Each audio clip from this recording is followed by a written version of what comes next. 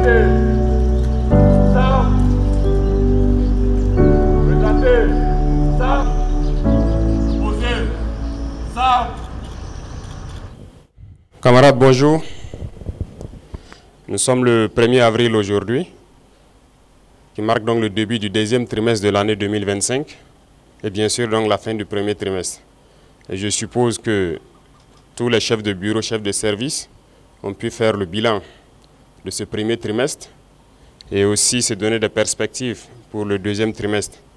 En tout état de cause, je pense que l'idée est de se sacrifier, de toujours donner le meilleur de soi-même pour donc le bonheur donc de notre peuple et pour que notre patrie puisse rayonner. Donc j'invite tout un chacun à pouvoir donc se tracer de nouvelles lignes pour le deuxième trimestre, donner le meilleur de soi-même, tant au service, mais aussi donc dans la vie courante, pour que notre patrie puisse continuer de rayonner.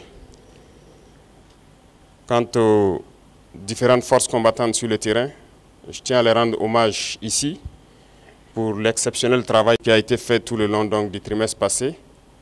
Nous avons pu progresser significativement sur le terrain. Nous avons pu reconquérir des zones qui étaient sous emprise terroriste il y a 4-5 ans de cela. Nous avons pu donc libérer ces zones. D'autres zones sont en phase de consolidation actuellement, ce qui est donc un progrès très significatif, mais aussi appeler les autres forces dans ces zones qui sont dans une relative accalmie à la vigilance, au guet permanent, parce que la perfidie de l'ennemi fait que lorsqu'on est dans une relative accalmie et qu'on baisse la tension, on peut souvent prendre des coups. Donc c'est inviter donc tous ceux qui sont en posture de sécurité relative de pouvoir toujours être vigilants et ne pas se faire surprendre. Et aux autres forces vives donc de la nation, c'est inviter tous les travailleurs à redoubler d'ardeur pour que 2025 soit une année donc couronnée de succès à tous les niveaux. Et quant à la masse populaire, j'inviterai les gens donc à la vigilance, parce qu'aujourd'hui, plus que jamais, les apatrides, les ennemis de la nation sont très actifs et vous pourrez le constater. Du côté de la lagune, ils sont réunis depuis plusieurs jours.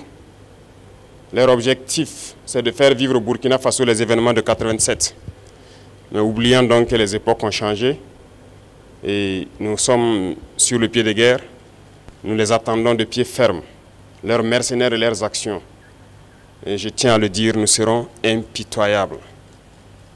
Ils peuvent continuer à rêver, mais le Burkina va poursuivre. Et c'est pourquoi, depuis Zignaré la dernière fois, j'invitais tout un chacun à être très vigilant, à ne pas céder à la manipulation.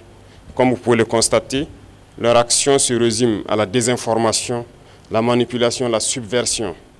Il faut que tout un chacun puisse donc rester serein avec l'objectif en face pour ne pas se laisser détourner. Parce que nous serons aussi sans état d'âme pour ceux-là qui vont se laisser manipuler.